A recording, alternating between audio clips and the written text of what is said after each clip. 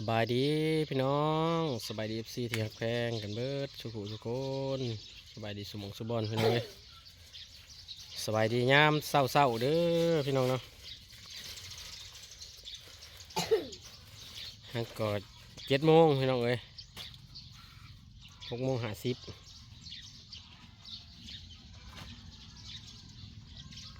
ทันหอด7 โมงครับพอกันกับซองน้องมินี่คือเก่าคือเดิมพี่น้องเลย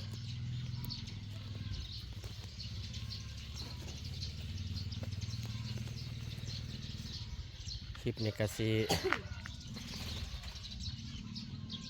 พาเท่าแม่ไปหาหมอก่อนพี่น้องเอ้ย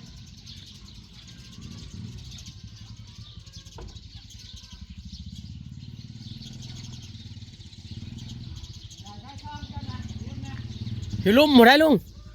ลงเอารถหมูขึ้นนี่นะอยู่ลุ่มพ้นลงเอารถพ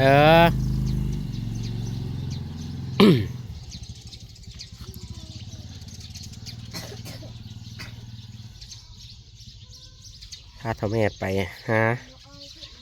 หมอก่อนพี่น้องเอ้ยเจ็บขาเจ็บแข้งว่านในใส่สลมเพิ่นเมื่อยเพิ่นกินข้าวบ่ค่อยแซ่บพี่น้องเอ้ยก็เลยข้าวน้ำเกลืออันนี้สิไปหาหมอปัวเข้าพี่น้องเอ้ยโรคเจ็บหัวเข่าหัวขาเจ็บขาเจ็บแข้งนี่แหละ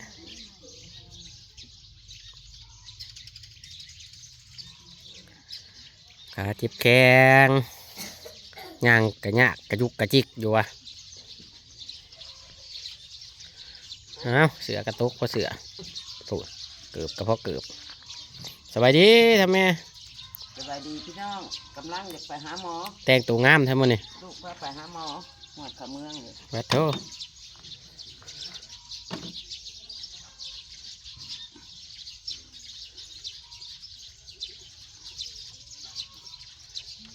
หมอกับหมออันนี้แหละพี่น้องเอ้ยในเพิ่นเปิดคลินิกในงานในซ่านเพิ่นนี่แหละแต่ว่าเพิ่นเกษียณแล้วผู้ได้ไปก็ว่าเศร้าผู้ได้ไปก็ว่าดีพี่น้องเอ้ยเนาะหลายคนหลายคนบ้านเฮานะผู้ได้ไปก็ว่าใครจังหวะไปดีว่าซะจากที่ย่างไปยากย่างไปใช้บ่ได้กับไปได้ย่างได้ไปหันข้าเจ้าว่าพี่น้องเอ้ยหลายคนสามาอยู่พี่น้องเอ้ยเนาะไปพี่น้องไปร้านนี่แล้วนางคำพูดอะไรเพิ่นไปก่อนว่าใครแน่บอกเราก็ได้เพิ่นไปก่อนแล้วเพิ่นกระมาแล้วเพิ่นกระบอกว่าไปรถละเช้าเขาไปเขาก็ย่างไปได้มาได้เลยเด้มันว่าตะกี้เขากะไปใช้ก็ไปย่างไปเบิ้งปะจะปั่นจะอันจุกกับเขาอันแม่หรือเปล่าจุกเลยจะได้ยังไปใครปรุงเจ้าแล้วเจนี่ซื้อมาให้วันแล้วไปพี่น้องไปขี่รถจักรจวดพี่น้อย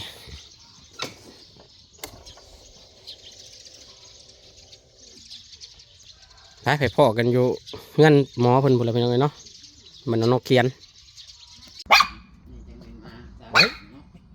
ข้าวเก่งแค่นี้นะ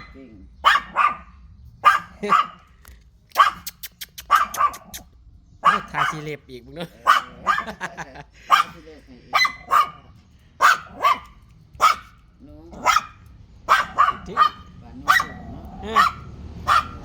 มาขึ้นอย่าตื้อมาเงินไปเลยพี่น้อง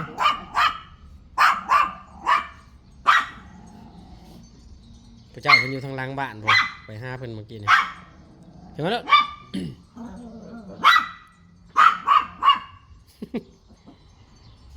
เป็นกระสังครับ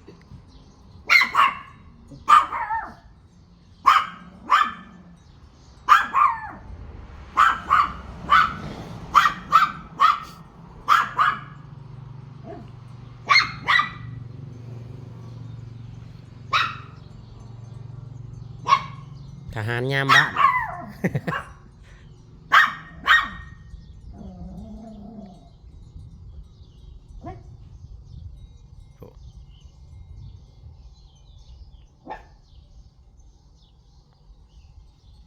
มองอันพาน้องเทนมาไปเลี้ยวนี่พี่น้องนั่นนี่นะแล้วก็พาหนูน้อยมาเลยตะกี้หนูน้อยเพนมักเป็นไข่แล้วก็พามารักษาน้ำเล่านี่แหล้วเป็นไข่เป็นโคแดงเป็นอะไรนะน้องก่อนก็มาประจำพี่น้องนี่นะปดนี่น้อยที่แม่หมกจะไหมนี่พี่น้องเอ้ย เดือนนี้เนาะ โดย คันแม่นไปตักบาตรก็แล้วได้ในสาวนี่ เออ เดือนดีจังหน่อยสิไปได้นี่ถามคุณเจ3คนพุ่นนี่นะ ผาดโทษพี่น้องเกือบบ่พอได้นี่นะ ถามคุณเจนี่นะ โดย ใส่ยาบ่ต้องคอนี่2นี่ อืมโดย เรา6-7 เดือนเลยแล้วมันขึ้นปีหนึ่งแล้วมันขึ้นเด้เพราะว่าเรากินไก่กินเหล้ากินเบียร์มันก็พิษอยู่แล้วกระดงน่ะ อื สัต ม ว์กินแล้วเป็นพิษ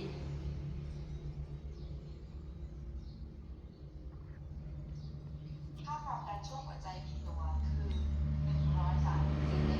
130 ป้าเกษียณเลยได้เนาะเพื่อนเนาะ โอ้ย3 ปีเลย อันบ่ได้ไปเฮ็ดเวียกนั่นได้ โอ้ นี่ก็ยัง โดยเพิ่นมีเวียกไปทางใหม่อีกได้อพี่น้องเอ้ยใครอยู่เฮามาแต่เช้า แม่น คันมาสวยนี่แม่นบ่ทันเพิ่นพี่น้องเอ้ย มันสิไปตักบาตรใช่โอ้ยเป็นรักคนเจ็บเพราะมันมีคนเจ็บใส่ยาเนี่ยได้จังซั่น โดย พวกกระเพาะอักเสบนะ โดย พวกกระเพาะอักเสบอะไรเงี้ย เนาะโอ้ยสิบอกหลานมาก่อนคะแนนนะ คันอันเอาไปอีกอะไรยังมาเบิ่งมันบ่มีเนื้องอกมันมีน่ะมีนี่แหละปวดง่ายอยู่ได้ โดยโอ้ซุ้มกระเพาะกระแพะนี่กระป้ากระปัวเช่าหลายคนเลยเนาะ ภูมิแพ้ปอดหอบหืด โดย นี่มันมียามันเนี่ย อืมเดี๋ยวสิบอกพวกน้องเจนนี่นะพี่น้องเอ้ยกระเพาะคือกันอันนั้นก็ได้ไปฮอนมุกคนมิกพุ่น แน่เลยไปสุธิแดง ค่าค ด้ว วาย มดันช่วงหัวใจผิดตัวคือ131มิลลิเมตรประหลอดค่าความดันช่วงหัวใจคลายตัวคือ แม่นี่ไอ้หนูเท่าไหร่นี่นะ อัตราการเต้นของหัวใจคือ70 ครั้งต่อนาทีค่าความดันโลหิตของคุณปกติ สูงดีดีมีแต่เจ็บที่หัวเข่าเขาอะนิสัยบ่เจ็บนะเหยียดลงดูขึ้นดูเหยียดลงนอนเหยียดลงเป็นเนี่ย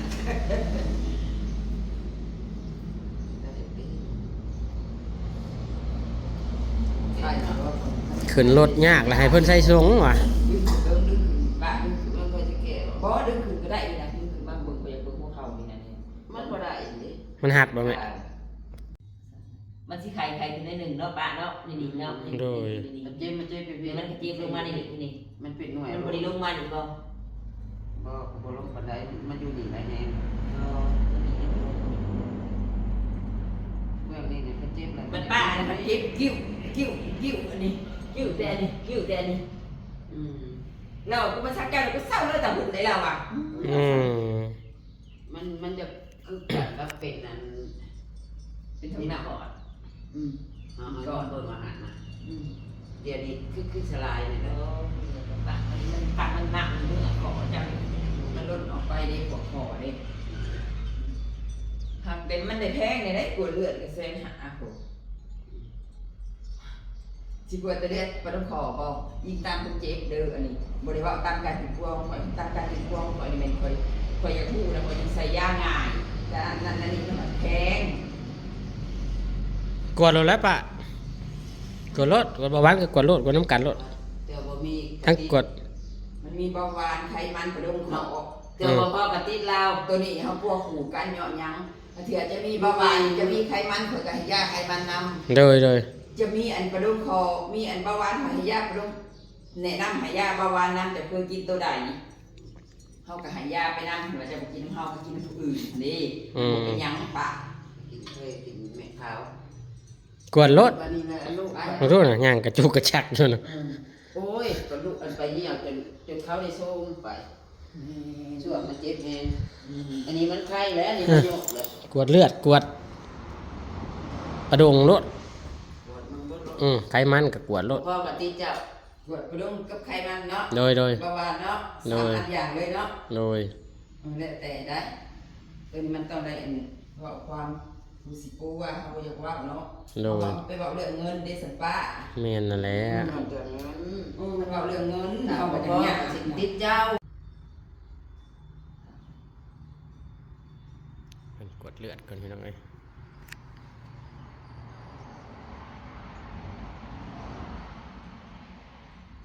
ลือดแต่มันบ่ยังมีสังกต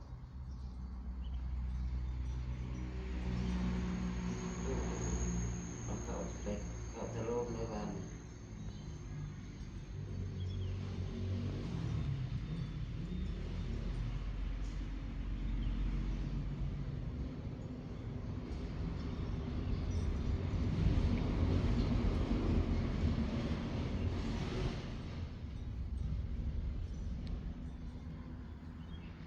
่จะดูขอเนาะ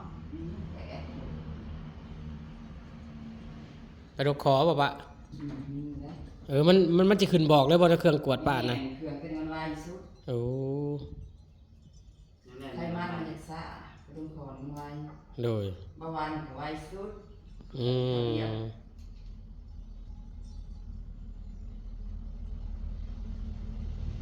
เมื่อวานมัน3 ปีบอก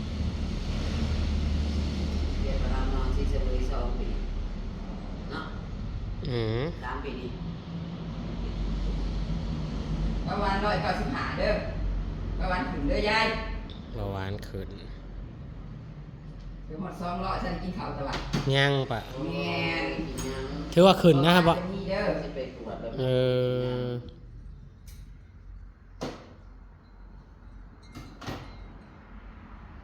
มีเบาหวานนำใดพี่น้องเอ้ยเพิ่นว่า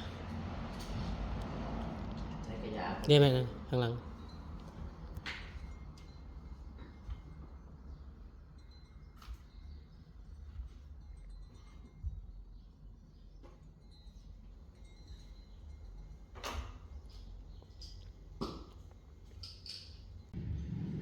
เหนียบลงยัง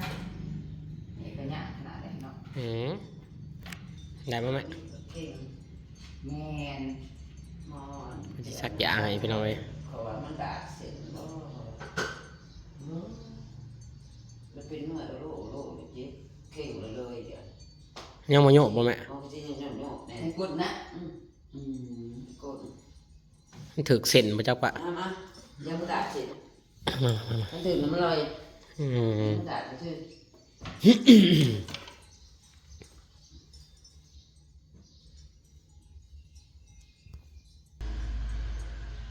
เป็นฉีดยาให้ก่อนพี่น้องเอ้ย ถือจุดอยู่ภาษาแล้วก็ถือจุดเลยนี่ นอนแล้วแข้งว่าหันโอ้ยตีก็ไม่ได้ ถือมือปากถือจุดเลยภาษา ถือจุ๊เห็ดจะไป ให้ถือมือถือซ้ำมาใหม่ แหลกคาลัมยังแน่ปะ เอาเลย ลัก และสัตว์ปีกกับยาบ้าเป็นเรื่องของสัตว์ปีกสัตว์ป่าได้ป่า สัตว์ปีกสัตว์ป่าได้อพี่น้องเอ้ย แล้วไปแต่ว่ามันจะกินแต่กระเพาะตัวเดียว บ่ เออ ออกกบเขียดปูปลากุ้งซิว กินได้ ได้เบิดเลย ยกเว้นสัตว์ปีกแม่ สัตว์ปีก อืม หน่อไม้นี่ ไง ปานใดนะ หน่อไม้เด้อฟังเด้อ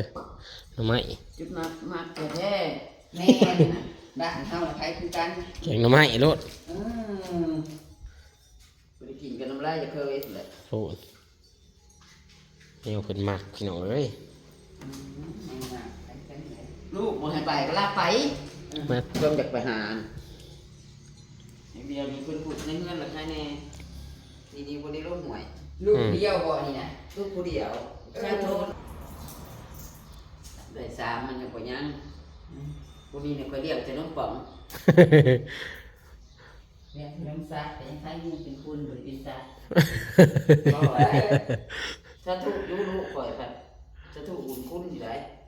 แล้วก็บ่ได้ดื้อแล้วก็บ่ได้แซงแต่ยังน้อยก็ได้ บุญเจ้าป่าบุญใจอันนั้นนะ บอกได้ใส่พัง ลิงโทนเพิ่นว่าเพิ่นห้องเฮาแต่ยังน้อย เกิดปี โอ้ยแต่เอาเนาะป้า เกิดปีวิ่งไหน หวงถ้าว่ากูคุ้นจะแท้ได้กูว่าจะแท้ได้ลูกชายโทนนี่ถ้าว่า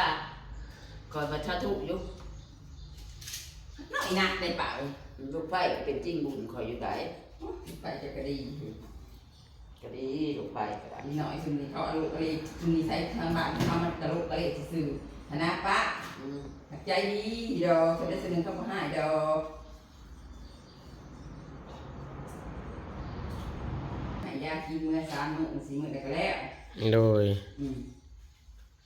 ของกินทางยากินเมื่อมาได้ 700,000 1,000เท่าไร1,000 1,100,000กา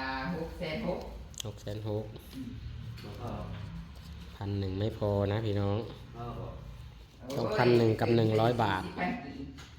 มีบ่เงินกี่จัง บ่ซื้อมีแล้วอยู่เงิน ใช่ ได้จะไปใช้ถึงเงิน3 บาทเด้ เงินกี่ มันกี่ก็ได้เรือนเดี๋ยวมาอีมันใจสันใดเรือนน่ะ บ่ได้มั่นใจแล้วนะปะ โอ้ยคุณมันหลุดเขาไม่ปะ เนาะ ซาถูกอยู่ในบ้านนี่ปัดบ่ค่อยเป็นหยัง โอ้ยไม่ได้เนี่ยก็จะซื้อ 1,000 กับ100 บาทพี่น้องเอ้ย ตีเพิ่นบ่ บ่ ไปตีบ่ บ่ อืม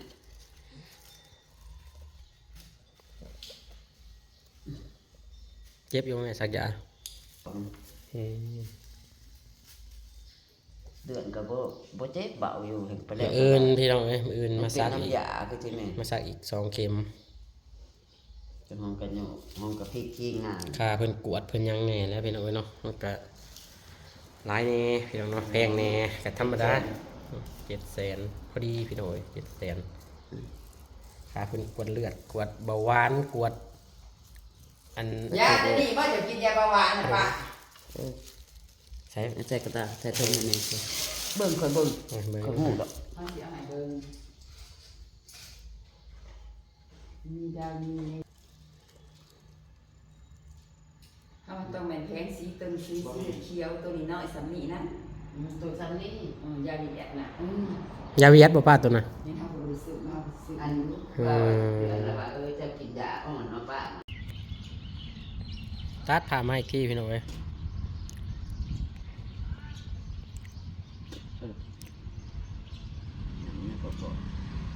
กาบมันมาจักไข่ปรุงร้านสาวซื้อมาให้เพิ่นแต่เมื่อวานใส่ตู้ไว้ถือมานำพี่น้องเอ้ยพอบ่ได้ซื้อเขาเจ้าจอดให้เพิ่นกินข้าวจังกินยาพี่น้องเอ้ย กินข้าวเด้อพี่น้อง ให้เพิ่นปั่นกินข้าว กินข้าวอยู่ศาลาเพิ่น ศาลาบ้านน้องนกเขียนพี่น้องเอ้ย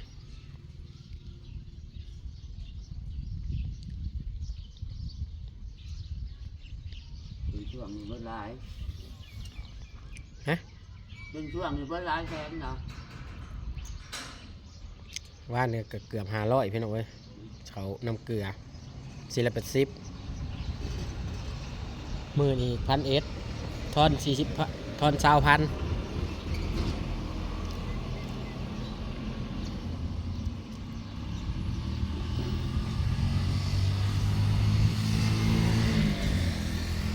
เพิ่นให้คลั่มซัดปีกเพิ่นว่าพี่น้องเอ้ยกับหน่อไม้บ่อยากให้กินได้เพิ่นว่า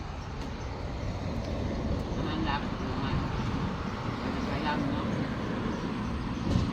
กินปูกินปลากินกบกินเขียดนั่นแหละ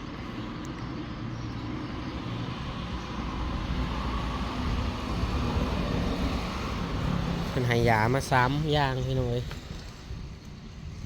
อย่างอื่นเพิ่นก็ให้มาซักอีก2 เข็มก็สิค่อยๆเศร้าไปดอกเพิ่นว่า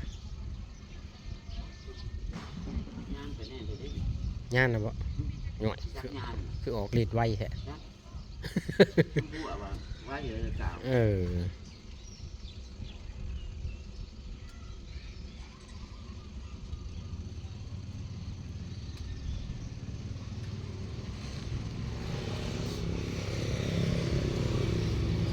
ปันกินข้าวก่อนเพิ่นว่า เอากินซ้ำไงก็ได้เจ็บแถว เอาไว้สมิก่อนพี่น้องเอ้ยสำหรับคลิปนี้ขอบคุณหลายๆเด้อพี่น้องกองไปสุขุสุคนขอบคุณทุกกำลังใจขอบคุณทุกคอมเมนต์พี่น้องนะก่อนคลิปหน้าสำหรับคลิปนี้สบายดี